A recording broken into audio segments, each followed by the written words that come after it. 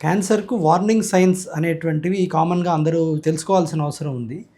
అంటే క్యాన్సర్‌గా మారబోయే ముందు గానీ, ఆర్ ఇట్లాంటి సింప్టమ్స్ ఈ లక్షణాలుంటే ఇది క్యాన్సర్ అవ్వచ్చు అని గానీ, అని అనుకోవడానికి కొన్ని ముఖ్యమైనటువంటి ఈ విషయాలు మనం గుర్తుపెట్టుకోవాలి. శరీరంలో ఏదైనా సింప్టమ్ కానివ్వండి, జనరల్‌గా ఎక్కువ కాలం తగ్గటం లేదు. ఒక 4 వారాలు, 6 వారాలు మందులు వాడినా గూడా దాంతోటి మనకి ఉపశమనం రావట్లేదు అంటే, అది క్యాన్సర్ అయ్యుండొచ్చు అనే కోణంలో గూడా కొన్ని సందర్భాల్లో మనం ఆలోచించాల్సిన అవసరం ఉంది. అవి ఎటువంటివి అంటే, ఏదైనా పుండు దీర్ఘకాలంగా మానకుండా ఉంది. చాలా రోజుల నుంచి నాన్ హీలింగ్ అల్సర్స్ అని అంటాం. ఆ అల్సర్ లాంటిది. కారణం లేకుండా చిగుల్లో, ముక్కుల్లో రక్తం కారుతుండడం, చాలా తరచుగా రక్తం కారుతూ ఉండడం. కారణం లేకుండా మనిషి ఎక్కువగా బరువు తగ్గిపోవడం అంటే 10% ఆఫ్ బాడీ వెయిట్. అంటే ఉదాహరణకు 60 కిలోలు ఉన్న మనిషి 10% అంటే 6 కిలోలు. ఒక 6 మంత్స్ టైంలో 10% of the body weight lose అవుతోంది వితౌట్ ఎనీ రీజన్. అంటే వాళ్ళు నార్మల్ డైట్ తీసుకుంటున్నా, మామూలుగా అన్ని వ్యవహారాలన్నీ మామూలుగా ఉన్నా గూడా ఇలా వెయిట్ తగ్గుతున్నారు అంటే అది ఎందువల్ల తగ్గుతున్నారు? ఇది గూడా ఒక కారణం అయ్యుండొచ్చు అనేటువంటిది దృష్టిలో పెట్టుకొని మనం అప్రోచ్ అవ్వాల్సి ఉంటుంది. ఇట్లాగే మనకి ఏదైనా శరీరంలో గడ్డలు ఎక్కడైనా కనిపించాయి. మెడలో గానివ్వండి, చంకల్లో, గజ్జల్లో ఏమన్నా లింఫ్ గ్లాండ్స్ అంటారు. గడ్డలు లాంటివి కనిపిస్తున్నాయి. అవి తగ్గటం లేదు. 6 వారాలైంది, 8 వారాలైంది తగ్గటం లేదు. అవి ఎందుకని తగ్గటం లేదని నువ్వు ఒకసారి చూపించుకోవడం మంచిది. సో, అదేవిధంగా ఆడవారిలో ఎక్కువ బ్లీడింగ్ అనేవి ఎక్కువ అవ్వడం. అంటే మెన్స్ట్రువల్ సైకిల్స్ ఒక సైకిల్‌కి ఇంకొక సైకిల్‌కి మధ్యలో అతిగా బ్లీడింగ్ అయిపోవడం.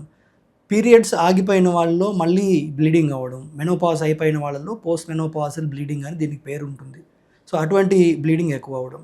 ఆడవారిలో ప్రత్యేకించి రొమ్ము లోపల గడ్డలు, అంటే చిన్న వయసులో కాదు, చిన్న వయసులో చాలామందికి ఫైబ్రో అడినోసిస్ అని ఉంటాయి. ఇది కాకుండా ప్రత్యేకించి 40 ఏళ్ళు పైబడ్డవారు ఆర్ అరౌండ్ దట్ ఏజ్‌లో ఉండే వాళ్ళకి రొమ్ము లోపల నొప్పి లేని గడ్డలు ఎక్కువ కాలంగా అట్లాగే ఉంటున్నా, లేదా ఆ గడ్డ పెరుగుతుందనిపించినా, ఆ నిప్పుల్ లోపల ఏదైనా చేంజెస్ కనిపించినా, లేదా నిప్పుల్ లోపలికి వెళ్ళిపోవడం, నిప్పుల్ ఫిక్స్ అయిపోవడం అట్లాంటివి ఏమన్నా కనిపించినా, గొంతు బొంగురుబోయింది, ఇది ఎక్కువ రోజుల నుంచి కారణం లేకుండా 6 వారాలైంది, 8 వారాలైంది, ఆ బొంగురుబోయిన గొంతు మళ్ళీ రావట్లేదు.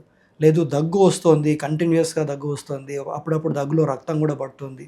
ఇటువంటి సింప్టమ్స్ ఏమన్నా కనిపించినప్పుడు ఇవి క్యాన్సర్‌కు సంకేతాలు అయ్యుండొచ్చు అనేటువంటి ఒక ఆహ్, ఐడియాతోటి దాన్ని ఇన్వెస్టిగేషన్ చేయాల్సిన అవసరం ఉంటుంది అనేటువంటిది మనకి అర్థమైన విషయం. అయితే ఇప్పుడు చెప్పిన సింప్టమ్స్ అన్నీ కూడా నాన్ హీలింగ్ అల్సర్స్ కానియండి, ఎక్కువ బ్లీడింగ్ ఎక్కువ అవుతుంది, లేకపోతే బరువు తగ్గడము, లేదా అతిగా మెన్స్ట్రువల్ బ్లీడింగ్ అవ్వడము, లేదా మెనోపాజ్ తర్వాత బ్లీడింగ్ అవ్వడం కానియండి, అండ్ వెయిట్ లాస్ 10% కంటే ఎక్కువ అయిపోవడము, ఫీవర్స్ జ్వరాలు తగ్గకుండా రావడము, తలనొప్పి, వాంతులు ఇలాంటివి తగ్గకుండా కంటిన్యూస్‌గా వస్తుండడం. ఇవన్నీ ఏది కూడా క్యాన్సర్‌కు స్పెసిఫిక్‌గా కాకపోయినా క్యాన్సర్ కూడా అవ్వచ్చు అనేటువంటి ఒక కోణంలో దర్యాప్తు చేస్తామనమాట. అయితే ఇటువంటి సింప్టమ్స్, ఇటువంటి లక్షణాలు ఎవరైనా గమనించినప్పుడు ఏంటంటే దాని గురించి భయపడకుండా, ఈ లక్షణం కనిపించగానే అది క్యాన్సర్ అని కాదు. ఇటువంటి లక్షణాలు ఉన్నప్పుడు క్యాన్సర్ అయ్యేటువంటి అవకాశం ఉంటుంది అనేటువంటిది గుర్తుపెట్టుకుంటే మీరు అవగాహన కొంచెం పెరగడం జరుగుతుంది. అట్లాగే డాక్టర్ దగ్గరికి వెళ్ళినప్పుడు ఇవి నాకు ఉన్నాయని చెప్పినప్పుడు ఆ కోణంలో కూడా మనం ఇన్వెస్టిగేషన్స్ చేసి ఈ క్యాన్సర్‌ను కొంచెం త్వరిత దశలో మనం దాన్ని గుర్తించి దానికి సరైన ట్రీట్మెంట్ ఇచ్చే అవకాశం కూడా ఉంటుంది. గొంతులో కొన్ని థైరాయిడ్ గడ్డలు లాంటివి వస్తుంటాయన్నమాట. లింఫ్ గ్లాండ్స్ అని కాకుండా గొంతు, ఎస్పెషల్లీ మనం మెడ పైకెత్తి గుటక మింగినప్పుడు థైరాయిడ్ గ్లాండ్ అనేది పైకి కిందకి కదలడం జరుగుతుంటుంది. అది సాధారణ వ్యక్తుల్లో అది కనిపించదు బయటికి. అదే కొంతమందిలో ఏంటంటే అది థైరాయిడ్ అనేటువంటిది గ్లాండ్ ఉబ్బి ఉంటుందన్నమాట. అయితే థైరాయిడ్ ఉబ్బిన ప్రతివారు అది క్యాన్సర్ అని అనుకోవడం పొరపాటు. థైరాయిడ్ ఉబ్బినప్పుడు గాయిటర్ అనేటువంటిది ఐరన్ డెఫిషియన్సీ వల్ల చాలామందికి వస్తుంటుంది.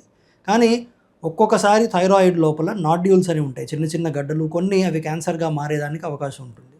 సో, అటువంటివి జరిగినప్పుడు ఏమవుతుందంటే సడెన్‌గా ఆ థైరాయిడ్ సాఫ్ట్‌గా ఉండేది కాస్త గట్టి అవ్వడం, అట్లాగే ఒక్కొక్కసారి దాంట్లో నొప్పి రావడం, ఇటువంటివి జరుగుతుంటాయి. అండ్ థైరాయిడ్ గడ్డ లోపల క్యాన్సర్‌గా మారితే దానికి సంబంధించి గొంతు లోపలి భాగంలో మనకి వాయిస్ చేంజ్ కూడా అవుతుందనమాట. గొంతు చేంజ్ అవుతుంది, గొంతు బొంగురు పోవడం వంటిది జరుగుతుంటుంది. కొన్ని కొంచెం అడ్వాన్స్ అయిన దశలో ఏంటంటే గొంతు ఏదైనా ఆహారం మింగడం కూడా కొంచెం కష్టంగా ఉంటుంది. మింగేటప్పుడు కొంతమందికి నొప్పి రావడం కూడా జరుగుతుంటుందనమాట. సో, ఇందువల్ల ఇప్పుడు మనం చెప్పినటువంటి ఈ సిమ్టమ్స్ అన్నిటితో పాటుగా ఎస్పెషల్లీ సైడ్స్‌లో ఉంటే అవి లింఫ్ నోడ్స్ అంటాం. గొంతు సెంటర్ లోపల ఉంటే అది థైరాయిడ్‌కి సంబంధించిన వాపు కావచ్చు. అయితే థైరాయిడ్‌కి సంబంధించిన వాపులన్నీ కూడా క్యాన్సర్‌గా అవ్వవు. కొన్ని మటుకే ఆ క్యాన్సర్‌గా అయ్యే అవకాశం ఉంటుంది. కానీ ఏది ఏమైనప్పటికీ గొంతు సెంటర్‌లో మనకు ఆ గడ్డల్లాంటివి కొంచెం ఎక్కువ కనిపిస్తే దాన్ని మనకి ఒక టెస్ట్ ఉంటుంది. అల్ట్రాసౌండ్ అని చిన్న స్కాన్ చేస్తారు. ఆ స్కాన్ అపియరెన్స్‌ని బట్టి థైరాయిడ్స్ గ్రేడింగ్ అని రేడియాలజిస్ట్ మనకి అద్భుతంగా చెప్తారు. థైరాయిడ్స్ అంటే దాంట్లో 1, 2, 3, 4 అని గ్రేడ్స్ ఉంటాయి. దాన్ని బట్టి మనకి ఇది క్యాన్సరా లేదా అనేటువంటి కొన్ని లక్షణాలని వాళ్ళు మనకు చెప్పగలుగుతారు. సో, అటువంటిది మనం దృష్టిలో పెట్టుకొని ఈ యాంగిల్‌లో కూడా ఇన్వెస్టిగేట్ చేసి థైరాయిడ్‌లో ప్రాబ్లమ్ ఉందా లేదా అనేటువంటిది తెలుసుకోవడం కూడా ముఖ్యం.